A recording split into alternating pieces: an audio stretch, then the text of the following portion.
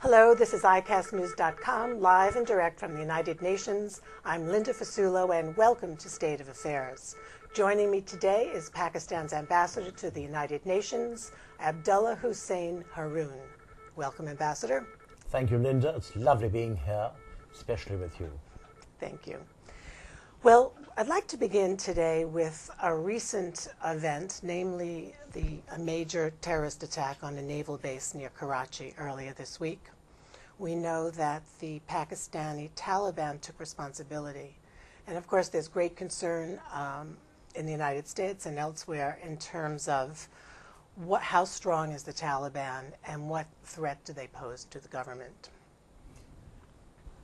To begin with, let me say, unfortunately, many years ago, though we kept telling them not to do so, here in America they decided to club the Taliban and the Al-Qaeda together. A very fatal mistake in many a way. Today we realize that that's not so, and they are now redressing the whole situation, and we hope it changes. In Pakistan, the attacks were a conglomeration of both. There were three attacks. First was in Multan, the attack on the cadets at the Shabkada base, very many killed. Then at the base in Karachi, where we lost our two Orion observing aircraft, which is devastating for us from many points of view, and I hope we will get a possibility of putting them back together on ground with the help of the Americans.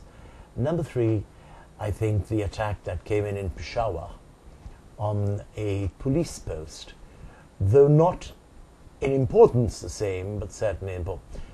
In CBS, on the very first day that Mr. Osama bin Laden was killed, I said on television, I said, you know, for you this might be an end, for us it is a beginning of great anxiety, and they will hit back at us with everything they have, and by God they have done so. So not totally unpredictable, and of course they are using every asset at their command to unravel the government in Pakistan. So, of course, the question that begs the question in terms of military responsiveness is how safe are nuclear facilities? Actually, it doesn't. I think that the wake-up call should have put us on even greater alert, especially with the threat that came out of India of acting on those assets, which I think was a little unnecessary at this stage. But let me say this. You remember when the great juggernaut of the Israeli the Israeli army attacked southern Lebanon, and it was stopped by a handful of people in the southern mountains. There are many unpredictable things which happen, and Israel took substantial losses at that time. In military warfare, losses are anticipated. They can be lesser or greater. This was devastating to us, and we certainly did not have the same levels of protection as we do for the nuclear assets in this case. But it is a wake-up call. We should take it seriously, and we should further keep our assets more securely. If you've seen this particular base that was attacked, it was attached to my golf course where I play golf. And we used to observe it, and I used to always say that it seems pretty unprotected. Actually, the base was only being used for the Orion landings and takeoffs, which should have been important enough. But I guess it was not really seen as an attack base and did not have the same levels of protection which it should have had. Well, we're now the wiser, and perhaps we will do something about it. You remember when the IRA attacked Margaret Thatcher, and they said, well, she'll have to be lucky all the time. She may have got away this time. Mm-hmm. We have to be lucky once. So they were lucky.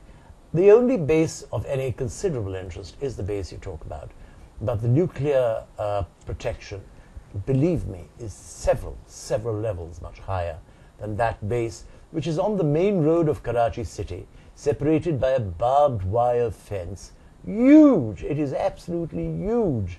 I don't think more than 1/20th of it is actually occupied, because there's an airstrip and there is some hangars. So it was not really, perhaps, given the same level of security as it should have had. But 2020, after the event, we should have looked after it much more than we did. Ambassador, can we speak a little bit about the recent killing of Osama bin Laden? Certainly. And the impact that that has had in terms of U.S.-Pakistani relations? Certainly. Would you like me to say something? Absolutely. Well, let's start off. We have had a relationship with you post-1958, roughly, when in Baghdad we went in Cento and Cito with you. There's a short history, if I may, with you. Expanded a bit for the audience. We allowed Gary Powers to take off from Peshawar. The Soviet Union never forgave us and armed India to the teeth, who were not with the United States at that particular point. They were in the non-aligned movement. And they said they'd never forgive us for that act. Subsequently, in the 65 war, as an ally of America, we were attacked, and under that situation, the Americans should have come to our aid. Well, they didn't. In fact, they stopped our arms supplies, and we had to go, in much humiliation, with India to the talks at Tashkent under the Russian government, which is at that time, as you know, very, very inimical towards us. Then we had the next war, in which again we were attacked, and this time the 7th Fleet was sent up the Bay of Bengal, but it never reached in 30 days, and East Pakistan fell. That is just a quick look at history. When you decided to ask for our aid in serving a lesson to the Russians, we said, okay, despite our experiences. We had just helped Kissinger.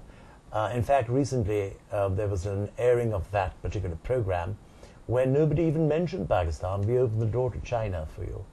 And Kissinger was in Islamabad. I happened to be there at the same time. And he left from Islamabad to Beijing. And that has had such a vast effect on American relationships in the world. Nevertheless, we lost East Pakistan. We were surprised. We were not aided again. We were attacked. And thereafter, when the Americans approached us to pushing the Russians back, we said, all right, we will buy equipment from you. Jimmy Carter offered $500 million, which at that time would be compared to about $5 billion today. And we said, no, we'll buy $5 billion worth of equipment, some of it which never arrived. Nevertheless, we kept with them, and then God bless Charlie Wilson and Joanne Herring, and they pushed them back on one crucial weapon called the Stinger. And that changed the war there, and the Russians ultimately left. Right. And America in many ways was vindicated in Vietnam. When again, they just abandoned Afghanistan. In the void that followed, the Mujahideen quarreled with each other, and the Taliban grew. And the Taliban had a great relationship with Pakistan. But when George Bush asked President Musharraf, either us or them, we went with you again, despite all the lessons of history we should have learned from. And at that particular stage, when we went in with you, there were certain understandings, there were certain beliefs. Meanwhile, we'd also been suffering over 30 years of war with Afghanistan. 10 years in Iraq brought down Wall Street. So you can imagine the economic problems we faced after that. Yes. But having faced all that, we kept our relationship with you. Now you can say, and perhaps quote Dulles, that America has no friends, it has interests. No permanent friends, it has permanent interests. But we believed always in friendship. When Kissinger went to China, he worried for a week what would be the quid pro quo. He was surprised when Pakistan asked for none. And when we went in with you this time again, against our own allies, the Taliban, we had no quid pro quo. There were certain aspects that were handled. And even to today, there are, as you know, bases in Pakistan that the Americans use. And we have the main supply line through Pakistan. So we have been good allies of yours. Perhaps if we had been a little more like that great politician from Israel, Bibi Netanyahu, who said 27 times in the recent address, the joint houses of Congress, I will not. Well, we never said I will not for anything. Perhaps that was our mistake somewhat. And I think we have been very, very compliant in our friendship and relationship. And in Pakistan, we still call it a friendship, not just a relationship. And sometimes friendships hurt more easily than just relationships. Ambassador, well, you're calling the relationship with the United States a friendship. Yet there have been concerns voiced here about the various parts of the Pakistani government, whether it's the military or the ISI, the intelligence branch, or the executive branch. People have been concerned that Osama bin Laden was living in the country for 5 years, within stone's throw of Pakistan's West Point. The issue of the military is coming up. I mean, how divided how strong do you think the elements within the military that oppose the United States or are perhaps sympathetic to militants, how significant is this? You must remember